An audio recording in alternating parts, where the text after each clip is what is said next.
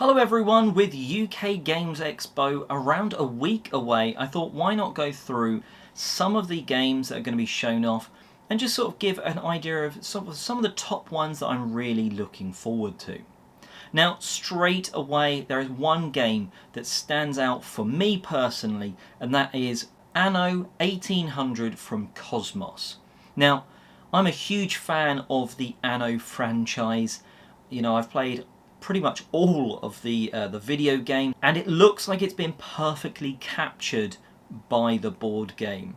In Anno, in the video games and in the board game, effectively you are using different types of workers to slowly build up your resources into other things. Think lots of different production chains. What you might be trying to do is to get windows. But for windows, you will need everything from gaining the sand to turning that into glass and then turning that into the actual finished window. But that might go across various different types of workers and things like that. So there's lots of different things and production chains to follow. The logic that runs the video games I think is phenomenal, and it looks like that is exactly the same in the board game. So Anno 1800 is something I really want to see and hopefully try at the UK Games Expo this year. Dave Loser actually said he has played the game and absolutely thoroughly enjoyed it on a top 5 list I did with him, so check that one out. So that's at the Cosmos booth, which is in Hall 2, 727 stand-wise. Now, Cosmos also have another game there, or another 2 games. They are the Mazescape games. Now, one of them is called Adiana, probably mispronounced that, and the other one is Labyrinthos. Now, these are effectively the same game, but each box comes with different maps. Now, I've actually tried sort of whether it's one of the maps from the Labyrinthos box or not. Basically, it's a fold-out map, and you're trying to get from the start point to the end point.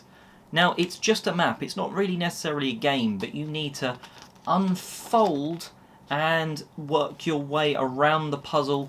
Really enjoyed this. It only took a couple of minutes, but the ones in the box, apparently there's 7 maps in each box. They're completely different, and they slowly get harder. So really enjoyed this one, and hopefully looking forward to sort of enjoying more of those maps.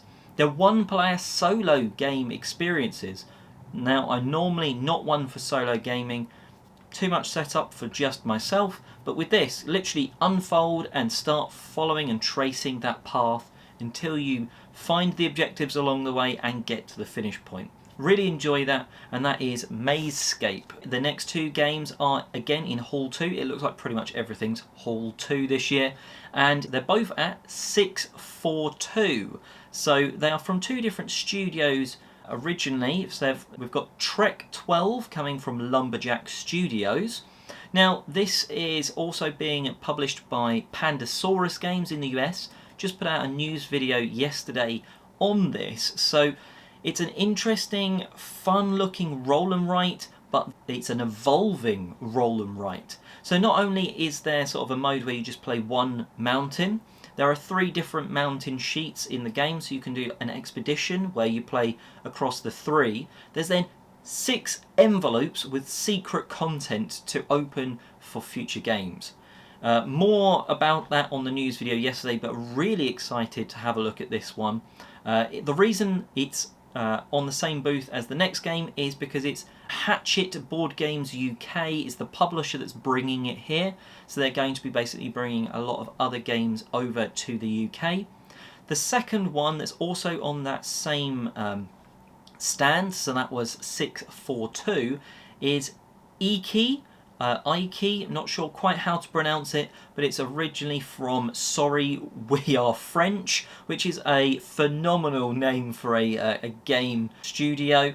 Now, this one, it looks a real interesting one. It's for 2 to 4 players. The old version, and this is going to be a new version this year from Sorry We Are French. The old version, it looked quite quirky, quite cool and interesting, where basically you are sending meeples down a street with stalls and it looks like they're triggering actions.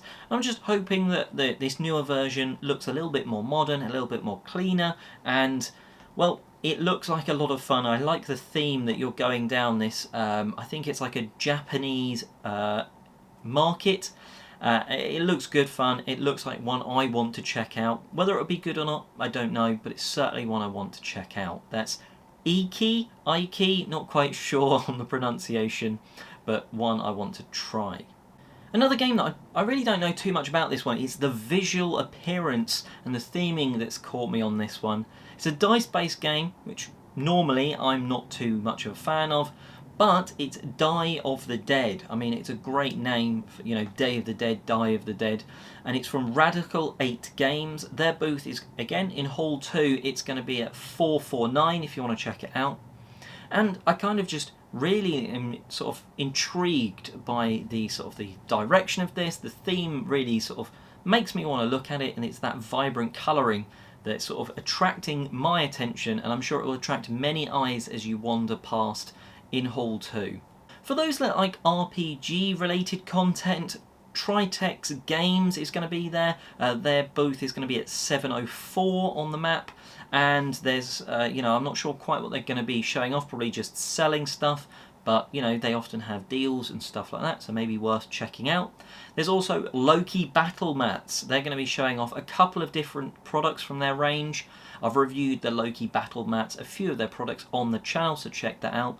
But they are a great way, if you're not using 3D terrain, to really sort of just instantly have a location brought to life sort of in front of you, sort of coloured, detailed maps that you can then scribble on with sort of like a dry white marker. So really like those mats. So if you're an RPG player that doesn't want to splash out 3D terrain, I think Loki Battle Mats is a very good option for you, and they're going to be at booth 332.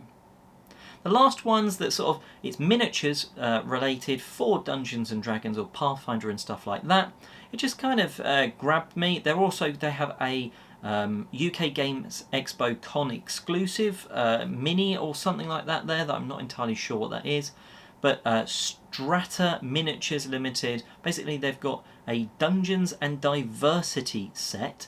So there should be a wide range of miniatures for people to sort of have a look at and potentially get something that's slightly different from the norm. That is going to be at booth, again, Hall 2, everything's in Hall 2, 1055. So there's lots of different stands for people to look at.